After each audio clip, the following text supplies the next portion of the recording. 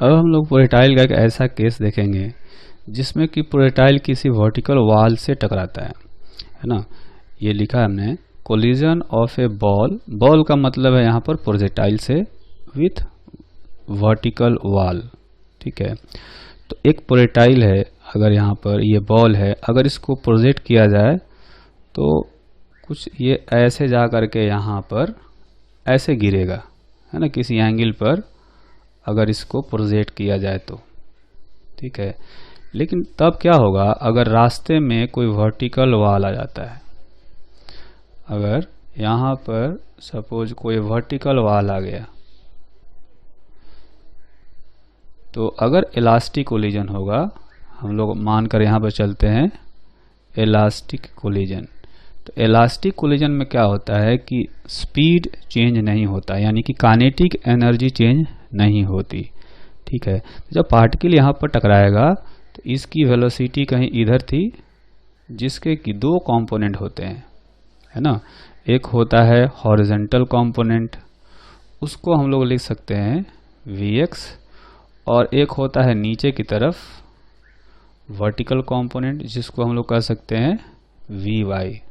ठीक है, तो जब बॉल यहाँ पर टकराएगा तो आप देखेंगे कि ये वॉल एक फोर्स लगाएगा इस डायरेक्शन में, परपेंडिकुलर डायरेक्शन में। तो परपेंडिकुलर डायरेक्शन में फोर्स लगाएगा नॉर्मल की तरफ, इसको नॉर्मल फोर्स कहा जाता है। तो जो Vx वाला वेलोसिटी है वो जस्ट रिवर्स हो जाएगा, है ना।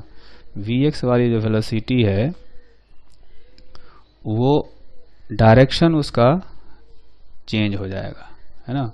मतलब जो वेलोसिटी आप कहेंगे कि राइटवर्ड डायरेक्शन में थी वो इधर आ जाएगी Vx, लेकिन जो Vy है उसमें कोई चेंज नहीं होगा अगर ये स्मूथ वॉल है। अगर फ्रिक्शन हो तो कोई फोर्स लगा सकता है, Vy चेंज हो सकता है ना। हम लोग mg का इफेक्ट को नेगलेक्ट कर रहे हैं, क्योंकि जो कोलिजन होता है वो बहुत स्मॉल ड्यूरेशन के लिए होता है। उतने देर में mg या ग्रेविटेशनल एक्सेलरेशन उसकी वेलोसिटी चेंज नहीं कर सकता। तो हम ये मानते हैं कि जो Vy है उसमें कोई चेंज नहीं होगा, जो Vx है वो रिवर्स हो जाएगा, यानी जो वेलोसिटी इधर की तरफ थी V नेट, अब वो नेट वेलोसिटी इधर आ जाएगी, है ना। और ये जो पार्टिकल है वो जो इधर जाना था उसको, अब ये उतना ही दूर पीछे की तरफ आकर के लैंड करेगा, है ना। तो इस पार्टिकल को एक्चुअली में ये हो गया ग्राउंड सरफेस, तो ये ग्राउंड सरफेस हो गया, इसको कहते हैं पॉइंट ऑफ प्रोजेक्शन, है ना। ये जो पॉइंट P है इसको कह सकते हैं पॉइंट ऑफ प्रोजेक्शन। यहाँ से पार्टिकल को प्रोजेक्ट किया गया था और ये जाकर यहाँ पर लैंड करता है, तो ये हो गया L, यानी कि point of landing, point of landing. इसको कैपिटल L लिख लेते हैं इस पॉइंट को। ठीक है, तो पॉइंट ऑफ प्रोजेक्शन से वॉल का जो डिस्टेंस था ये अगर मान लिया जाए कि x है ना, और इसका जो रेंज होगा वो कितना होगा, पॉइंट ऑफ प्रोजेक्शन से जो ओरिजिनल पॉइंट ऑफ लैंडिंग था ये रेंज के इक्वल होना चाहिए, वहाँ गिरना था उसको। लेकिन ये जो डिस्टेंस है ये आएगा r माइनस एक्स, यानी वॉल से r माइनस एक्स आगे जाना था, और होगा क्या, चूंकि वेलोसिटी रिवर्स हो गई है तो ये r माइनस एक्स पीछे आकर गिरेगा, है ना। तो ये जो डिस्टेंस है वॉल और पॉइंट ऑफ लैंडिंग के बीच का सेपरेशन ये खुद भी r माइनस एक्स हो जाएगा। तो हमसे क्वेश्चन में पूछा जाता है distance between point of projection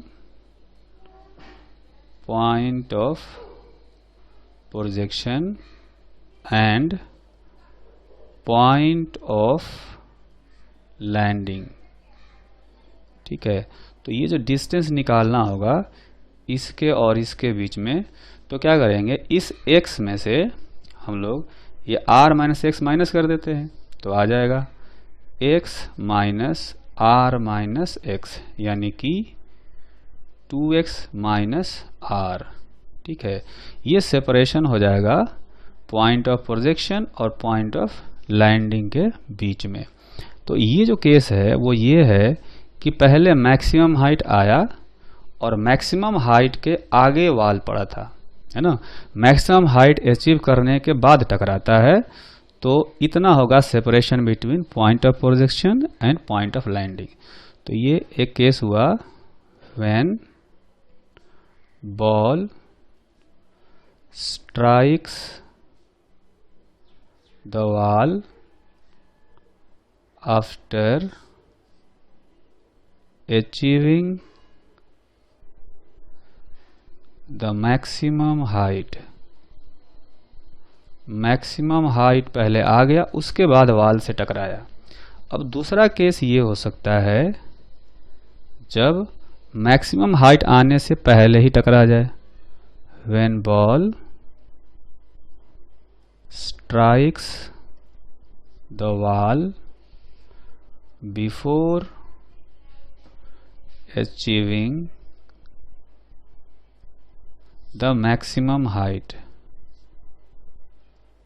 है ना। तो उस केस में अगर हम लोग फिगर बनाए तो आप कहेंगे कि जैसे ये पार्टिकल है यहाँ पर और यहाँ से इसको ऐसे यहाँ जाना था, ठीक है, लेकिन बीच में वाल आ गया। इसका मैक्सिमम हाइट आगे था यहाँ पर, लेकिन वाल जो है वो पहले ही आ गया यहाँ पर, ठीक है। तो इसकी जो वेलोसिटी होगी पार्टिकल की, वो वेलोसिटी यहाँ पर थी इस डायरेक्शन में। इसके दो कंपोनेंट थे vx और एक कंपोनेंट होगा वर्टिकल वाला vy ऊपर की तरफ। तो जैसे ही ये बॉल यहाँ टकराएगा तो इसकी हॉरिजॉन्टल वेलोसिटी जो है वो रिवर्स हो जाएगी, vx इधर हो जाएगा और vy में कोई चेंज नहीं आएगा। यानी जो पहले रिजल्टेंट आता था v, उतना ही रिजल्टेंट फिर से आएगा, इधर आएगा v। जितने एंगल पर पहले आता था उतने ही एंगल पर अभी भी आएगा, है ना, क्योंकि कंपोनेंट vy और vx चेंज नहीं हुए, उनका मैग्नीट्यूड चेंज नहीं हुआ।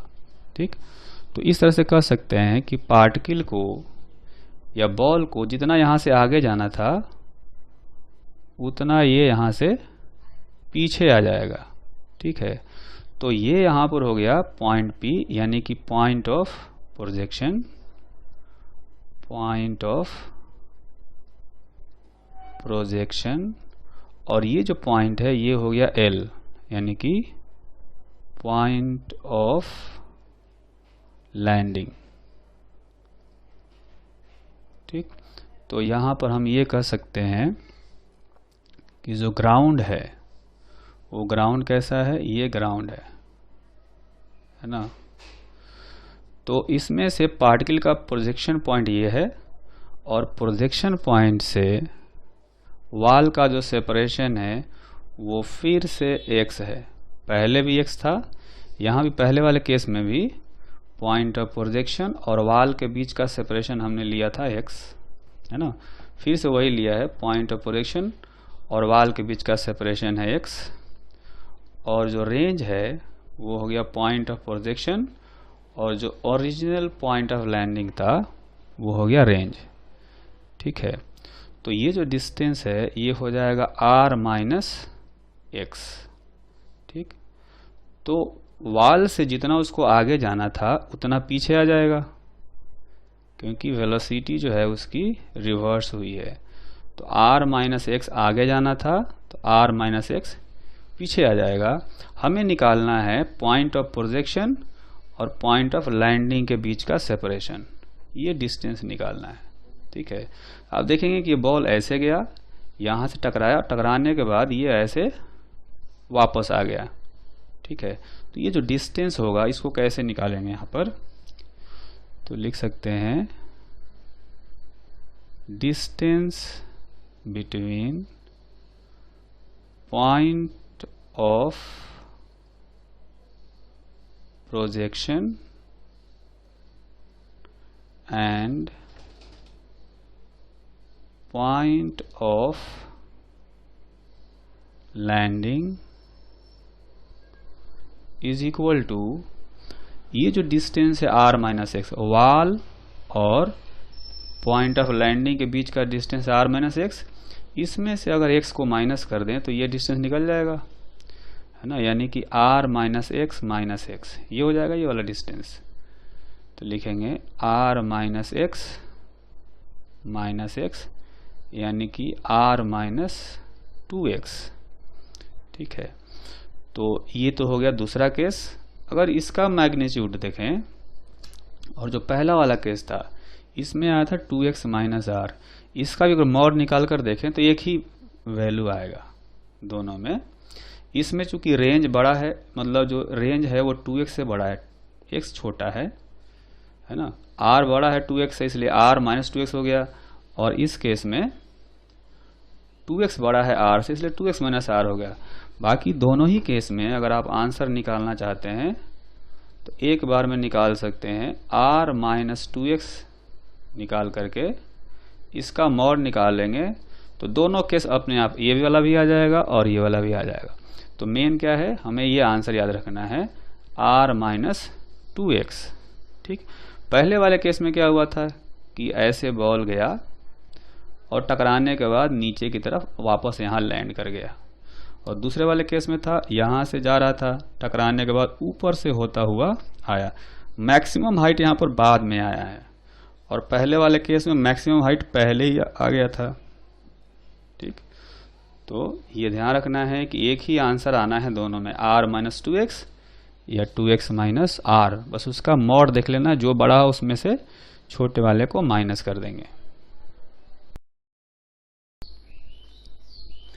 इसमें हमें ये ध्यान रखना होगा कि पॉइंट ऑफ प्रोजेक्शन और पॉइंट ऑफ लैंडिंग के बीच का जो सेपरेशन है वो भले ही रेंज से डिफरेंट हो, लेकिन ये जो मैक्सिमम हाइट है और जो टाइम ऑफ फ्लाइट है उसमें कोई चेंज नहीं आता वॉल से कोलिजन के कारण से। कोलिजन अगर नहीं होता तो जो टाइम ऑफ फ्लाइट होता इतना होता, है ना। अब देखेंगे कोलिजन के कारण से ना ये वेलोसिटी चेंज हुआ ना ये एक्सेलरेशन चेंज हुआ है। चेंज हुआ तो कौन सा, हॉरिजॉन्टल कंपोनेंट वेलोसिटी चेंज हुआ है, तो टाइम ऑफ फ्लाइट उतना ही रहेगा। उसी तरह से मैक्सिमम हाइट होता है uy स्क्वायर बाई 2ay, तो कोलिजन होने से सिर्फ vx चेंज हुआ है, ये uy वही है, इसलिए मैक्सिमम हाइट भी चेंज नहीं होगा। कोलिजन अगर नहीं होता तो जितना मैक्सिमम हाइट होता, कोलिजन अगर होगा तो भी मैक्सिमम हाइट उतना ही होना है। सेम जो है केस है नीचे वाले केस में, यहाँ पर जो मैक्सिमम हाइट अगर कोलिजन नहीं होने पर होता, यानी अगर कोलिजन नहीं होता तो मैक्सिमम हाइट इतना होता, और कोलिजन हो गया तो मैक्सिमम हाइट यहाँ जो आया वो मैक्सिमम हाइट इस मैक्सिमम हाइट के इक्वल आएगा, है ना। अच्छा, जितना टाइम ऑफ फ्लाइट था यहाँ से यहाँ जाने का, अगर कोलिजन नहीं होता तो उतना ही टाइम अभी भी लेगा, अगर कोलिजन होगा तो यहाँ से जा करके ऐसे यहाँ आने में उतना ही टाइम लेगा, यानी टाइम ऑफ फ्लाइट और मैक्सिमम हाइट में कोई चेंज नहीं है। ठीक है, तो ये चीज़ हमें ध्यान रखना होगा। अब जो है इस पर बेस्ड एक एग्जाम्पल कर लेते हैं। ये जो एग्जाम्पल है इसमें हमें एक वर्टिकल वॉल दिया गया है, और इस वर्टिकल वॉल से 18.4 मीटर के डिस्टेंस से 18.4 मीटर के डिस्टेंस से एक प्रोजेक्टाइल को प्रोजेक्ट किया गया, जिसकी वेलोसिटी है 20 मीटर पर सेकेंड इनिशियली, और एंगल ऑफ प्रोजेक्शन है 37 डिग्री। बताना है find time of flight, maximum height,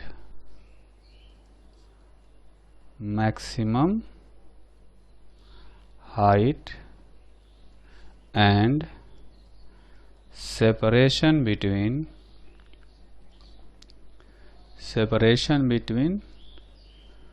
point of projection and point of landing. ठीक है, तो जैसा कि हम लोग जानते हैं कि टाइम ऑफ फ्लाइट और मैक्सिमम हाइट जो है उनमें कोई चेंज नहीं आता अगर कोलिजन हो तो टाइम ऑफ फ्लाइट का फॉर्मूला, चूंकि ये ग्राउंड टू ग्राउंड वाला प्रोजेक्टाइल है, तो टाइम ऑफ फ्लाइट का फॉर्मूला हम लोग पहले वाला यूज कर सकते हैं, 2u sin theta by ji. 2u का वैल्यू 20 दिया गया है और थीटा का वैल्यू 37 डिग्री दिया गया है। ठीक है, तो ये हो जाएगा 0 और 0 कैंसिल, 4 इंटू 3/5 यानी कि 12/5 सेकेंड। उसके बाद निकालेंगे मैक्सिमम हाइट। तो मैक्सिमम हाइट का जो फॉर्मूला है u square sine square theta divided by 2g। u जो है वो है 20 स्क्वायर और sine square 37 degree divided by 2 into g. तो देखेंगे कि 20 ऊपर से 20 नीचे से कैंसिल हो गया, तो ये आएगा 20 इंटू 9/25। तो मैक्सिमम हाइट का जो वैल्यू है वो कुल मिलाकर के आ गया 7.2 मीटर, है ना। उसके बाद पूछा गया है separation between point of projection and point of landing. तो ये हमने कहा था कि जो सेपरेशन आएगा वो हमेशा 2x माइनस r का मॉड ले लेना है। ठीक है, तो पहले हम लोग 2x का वैल्यू अगर देखें तो आएगा x का वैल्यू क्या होता है, x क्या होता है, ये है पॉइंट ऑफ प्रोजेक्शन, ये है वाल, दोनों के बीच का सेपरेशन ये होता है अपना x। और जो रेंज है ये होगा u square sine 2 theta by g, यानी 20 square by 10, 2 sine theta into cos theta लिख सकते हैं इसको, तो 2 साइन 37 इंटू कॉस 37। तो इसका जो वैल्यू रेंज का निकालेंगे ये करीब करीब आ जाएगा 38.4 मीटर और x का वैल्यू है 18.4। तो इसमें से देखेंगे कि 2x का वैल्यू होगा 18.4 इंटू 2, है ना, माइनस रेंज आया है 38.4। इसका हमें मॉड ले लेना है ना, जो भी बड़ा होगा उसमें से। तो देखेंगे कि ये जो है ये आ गया 1.6 मीटर। ठीक,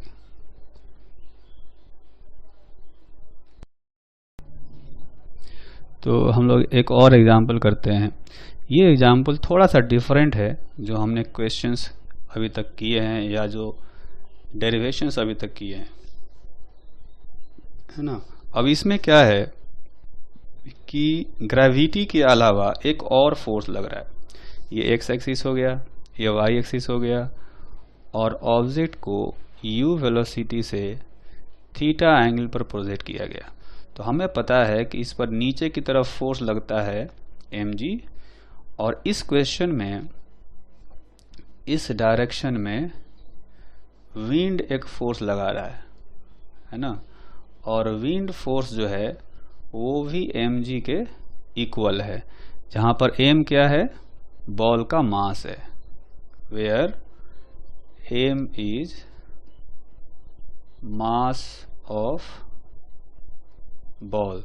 तो क्वेश्चन में हमें ये बताना है कि find the value of theta so that horizontal range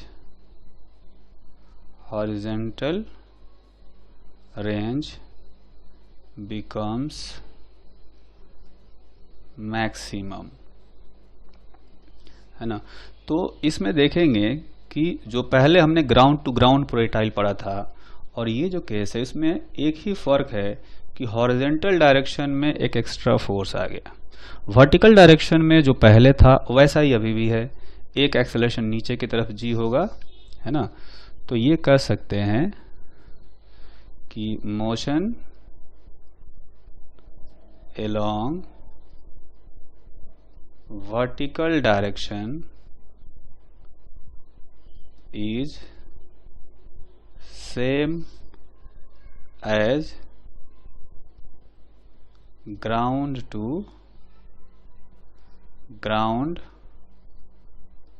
projectile, है ना। तो इसलिए वर्टिकल मोशन पर दो चीज़ें डिपेंड करती है, एक तो टाइम ऑफ फ्लाइट, वो होता है 2u sin थीटा बाई जी, ये उतना ही रहेगा, और दूसरा मैक्सिमम हाइट, ये होता है u square sine square theta by 2g, ये भी वर्टिकल मोशन पर डिपेंड करता है। तो ये पहले जो ग्राउंड टू ग्राउंड में पड़ा था उतने ही रहेंगे, लेकिन हॉरिजेंटल मोशन जो है वो चेंज हो गया है ना। हॉरिजेंटल मोशन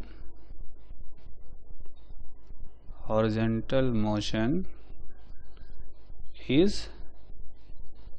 डिफरेंट क्या है कि पहले इनिशियल वेलोसिटी इधर लेते थे u cos थीटा, ये होता था ux, और एक्सेलेरेशन तब वो लेते थे 0, है ना।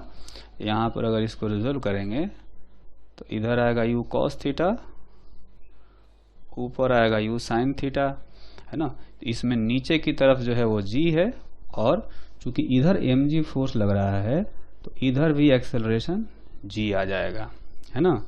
यानी अब x डायरेक्शन में जो एक्सेलरेशन है वो 0 नहीं है, अब ये प्लस g हो गया, जबकि y डायरेक्शन में जो एक्सेलरेशन है वो अभी भी माइनस g है, y हमने ऊपर लिया है और g नीचे है, ठीक है। तो अब फर्क ये आया कि x डायरेक्शन में अब एक एक्सेलरेशन आ गया जो कि पहले 0 हुआ करता था, है ना। तो x डायरेक्शन में एक्सेलरेशन जो हम लोग रख देंगे प्लस g। तो x डायरेक्शन में जो डिस्प्लेसमेंट होता है ut plus half at square, उससे अगर x डायरेक्शन में डिस्प्लेसमेंट निकालें तो ये आएगा ut cos theta plus half g into T square, ठीक है। ये x डायरेक्शन में डिस्प्लेसमेंट है। अब अगर ये कहा जाए कि ये जो पार्टिकल है ये ट्रेवल करता हुआ कहीं ऐसे जा कर के यहाँ गिरेगा, तो t इज इक्वल टू 0 पर यहाँ होगा, है ना। और जब t का वैल्यू टाइम ऑफ फ्लाइट के इक्वल होगा तो x डायरेक्शन में जो डिस्प्लेसमेंट होगा उसको रेंज कहेंगे, है ना। तो टाइम ऑफ फ्लाइट वाले टाइम पर x डायरेक्शन में जो डिस्प्लेसमेंट होगा वो रेंज के इक्वल होता है। तो हम लोग यहाँ कहेंगे कि at t is equal to time of flight x is equal to range. So इसमें x और t का वैल्यू रखते हैं, x के जगह पर r रखेंगे तो इस t के जगह पर टाइम ऑफ फ्लाइट रखना पड़ेगा, है ना, हाफ gt स्क्वायर। जहाँ पर टाइम ऑफ फ्लाइट कितना है, टाइम ऑफ फ्लाइट का वैल्यू है इतना, ठीक। तो ये वैल्यू हम लोग इस इक्वेशन में t के जगह पर ये सब्स्टिट्यूट करेंगे, है ना। तो अगर इसको सब्स्टिट्यूट करें, नेक्स्ट पेज में करते हैं इसको, r का जो वैल्यू आया है वो आया है ut cos theta plus half gt square. इसमें t के जगह पर टाइम ऑफ फ्लाइट रखेंगे 2u sin theta by g into cos theta plus g by 2u sin theta by g का होल स्क्वायर। तो यहाँ आएगा, ये हो जाएगा u square by g, u square by g sine 2 theta, क्योंकि 2 sine theta cos theta है उसको साइन 2 थीटा लिख सकते हैं, और ये वाला जो टर्म है उसको लिख सकते हैं 2u square by g sine square theta, ठीक। अब देखेंगे कि जो रेंज है वो थीटा पर डिपेंडेंट है, range is function of theta. So for maximum range dr by d theta should be equal to 0, ठीक है। तो हम लोग क्या करेंगे, जो आर का यानी कि रेंज का जो एक्सप्रेशन आया है इसको डिफरेंशिएट करेंगे।